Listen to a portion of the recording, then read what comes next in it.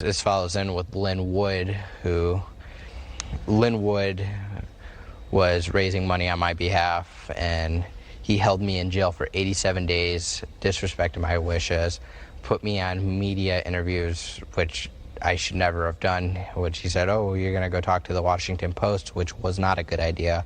Along with John Pierce, they said I was safer in jail instead of at home with my family. And then after I'm bailed. Your lawyer said that? My lawyer said that. John Pierce and Lynn Wood. 87 days is a long time to be in jail. It was very long. I lost a lot of weight in there. I since then gained it back. I know the feeling. Yeah.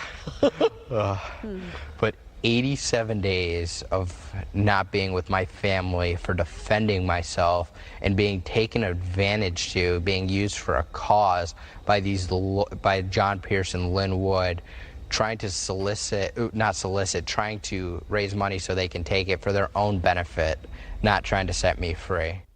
Yeah, true story.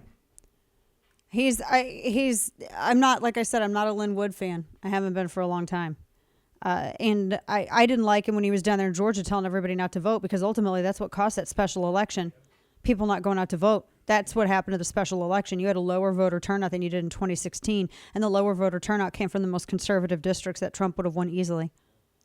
And you had Lynn Wood out there telling everybody not to vote. I'm not going to put on my tinfoil hat, but I'm just going to say, if I was an undercover longtime Democrat operative, that's exactly what I would do. I don't like him. And I don't give a rat's backside what anybody's opinion is of it. I just don't like him. And here's the thing. There's the Fight Back Foundation. That's the thing that Wood started. They filed a motion right after the verdict. That bail money, that $2 million in bail, they want that money. These grifting SOBs, they're wanting that money.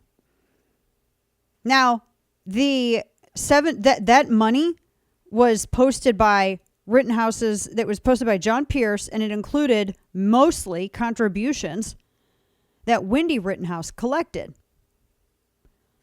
And Lynn Wood wants it. It's just crazy. All of the money was raised on behalf of Kyle. And Lynn Wood says that he's entitled to it. And in fact, the majority of the money came from Wendy Rittenhouse and the money she raised. And so now Lynn Wood's going to drag Kyle Rittenhouse to court, more than likely, so that he can get that money. So don't tell me that this guy isn't a scum-sucking SOB, because he is. I've never liked him. Somebody pitched him for my show, and I said over my dead body, I'm not going to have that grifting SOB on my show unless he wants me to eat his soul on air. Not going to happen.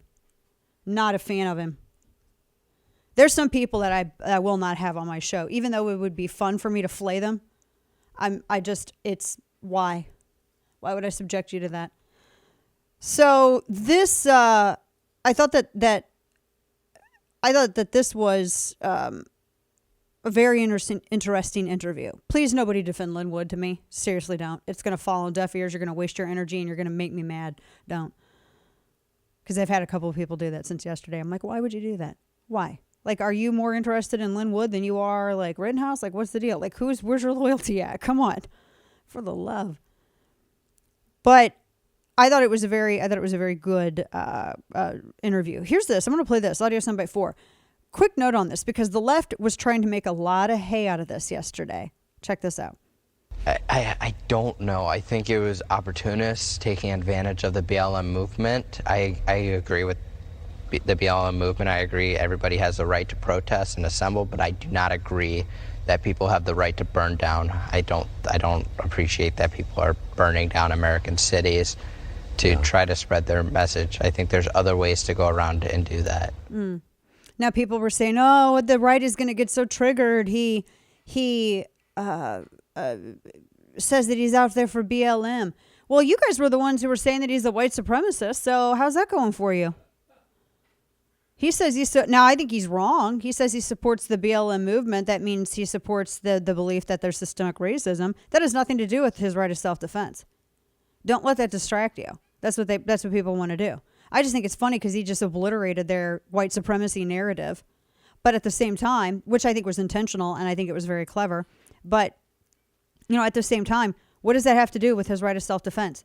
Are you telling me that I can't support someone's right of self-defense if I think they're wrong on a different issue? Because that's stupid logic. That's logic that drives cousins to get with cousins, right? That's why that issue exists. That's the kind of logic that goes down that road. No, it's completely separate from his right of self-defense. You know, here's the thing. The left doesn't understand. The right believes in the right of self-defense regardless. You don't have to pay the penance of agreeing with us to be able to exercise your constitutional right. Whereas to the left, you do.